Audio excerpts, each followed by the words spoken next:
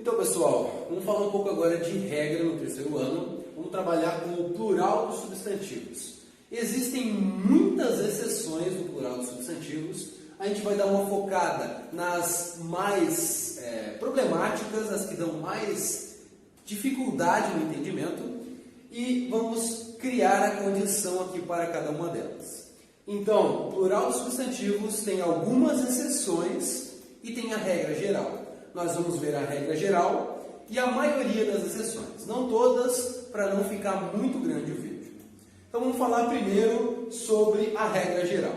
No português, é facinho fazer plural de substantivo, porque é só colocar o S na maioria das vezes. Por exemplo, aluno, alunos. Pessoa, pessoas. O miserável é um gênio! E na língua inglesa, a regra funciona da mesma maneira quando geral. Nós simplesmente, quando não temos uma exceção dentro lá do nosso substantivo, colocamos apenas o S. Então a regra geral é só acrescentar o S junto à nossa condição de substantivo. Por exemplo, car, carro. Se eu quiser carros em inglês, cars. Só botar o S. Já era.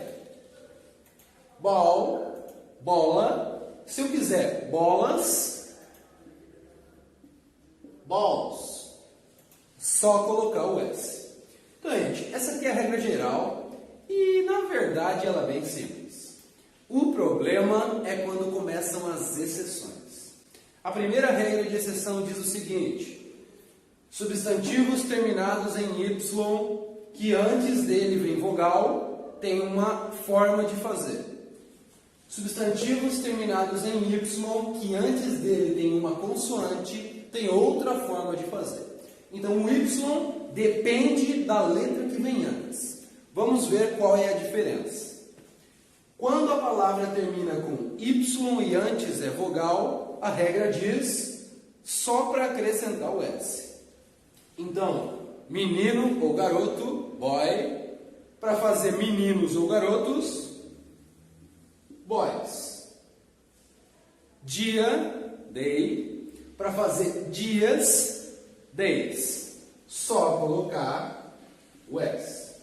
Então essa aqui ainda nem é bem uma exceção. É só estar criada para a gente saber que existe uma diferença entre a terminologia do Y com vogal ou do Y precedido de consoante.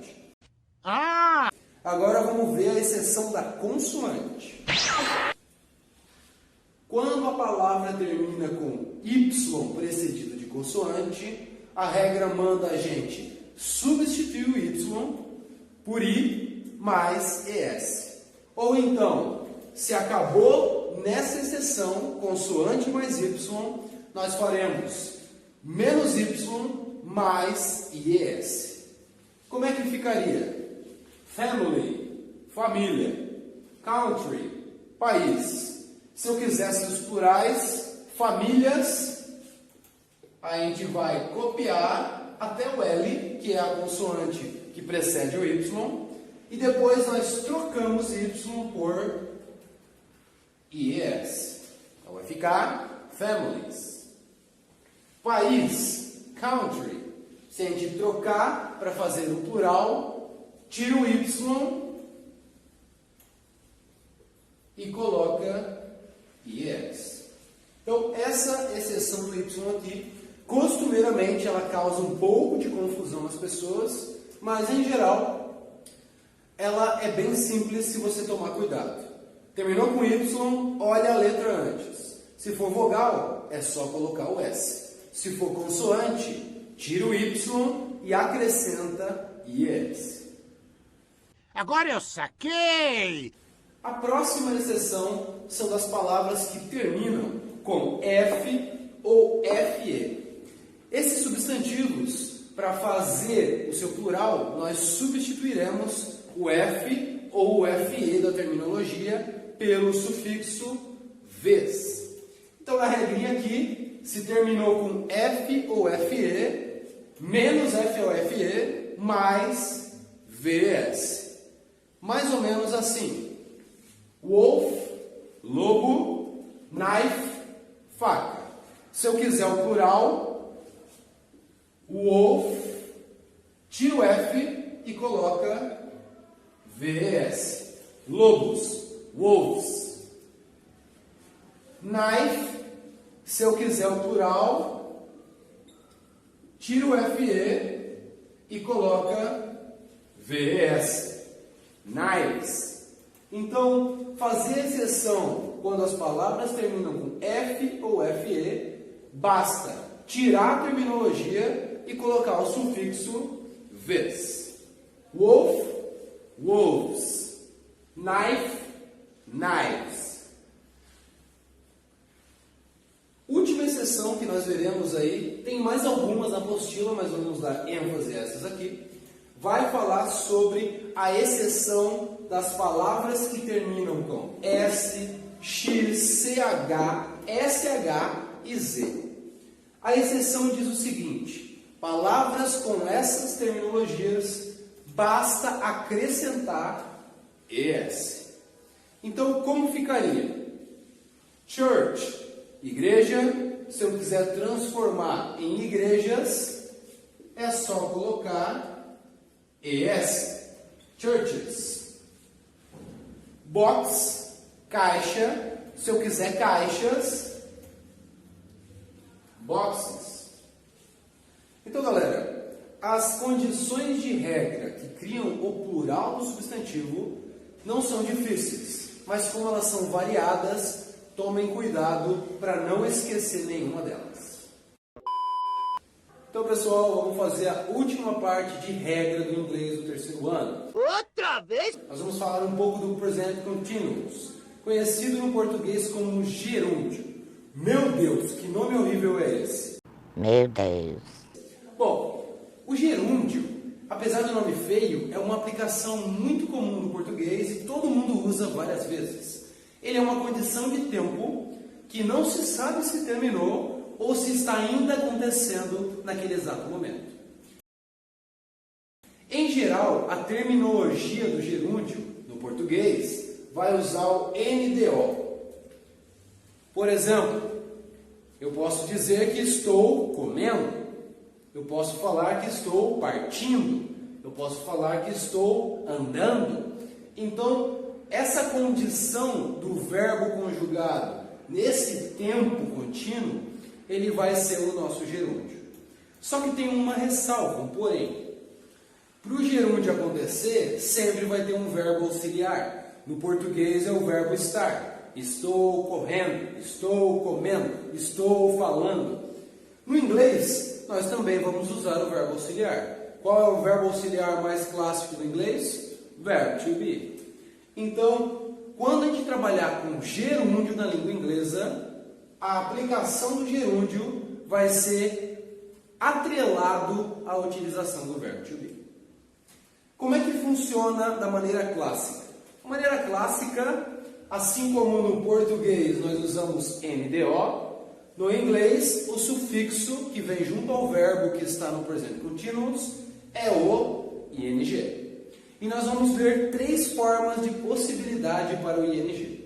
A primeira delas é a regra geral. Quando eu tenho um verbo que eu quero colocar no nosso present continuous, basta adicionar o sufixo ing. Por exemplo, read, ler. Se eu quisesse fazer em uma frase, eu estou lendo, I am reading. Então, am vai ser o verbo auxiliar do verbo to be. E reading vai ser o nosso gerúndio do presente continuous, que vai ficar desse jeito aqui, simplesmente adicionando o ing. Mais uma vez, se eu quisesse o verbo comer, você está comendo, you are eating. Então, are é o verbo to be auxiliar. Eating vai ser a condição comer no gerúndio comendo, que vai ficar desse jeito aqui. Eating, eating. Então, galera, a regra geral, na maioria das vezes vocês vão se deparar com essa simples condição. Gerúndio, verbo to be, mais ing. ou simplesmente adicionar o ing na condição correta. A primeira exceção que nós veremos são alguns verbos do inglês que terminam com e não duplicado, ou seja, um e só. Nós iremos fazer o gerúndio removendo esse e. Então a regrinha diz o seguinte: quando termina com e, o nosso verbo, mas não duplicado, é claro, nós removemos o e e adicionamos ing. Então vai ficar, se eu quisesse fazer a frase, we are dancing, nós estamos dançando. O are, que é o verbo auxiliar, vai vir junto ao to be, e para fazer o gerúndio do verbo dançar, nós removemos o e. Dance mais ing. Dancing. Outro verbo, dirigir, drive. Se eu quiser transformar uma frase que está sendo atrelada ao verbo dirigir no gerúndio, por exemplo, he is driving, ele está dirigindo. Como é que ficaria a escrita do gerúndio do verbo drive? Tira o e e coloca ing. Drive. Então, pessoal, fazer o gerúndio nessa regra aqui também é bem simples. Talvez nós devamos cuidar muito mais quando acontece esta situação aqui. A palavra, o verbo do inglês tem uma terminologia de letras que se repete para criar a condição de exceção. Essa terminologia costuma acontecer muito, não é sempre, mas muito em monossílabos, aonde nós temos a seguinte sequência: consoante, vogal e consoante.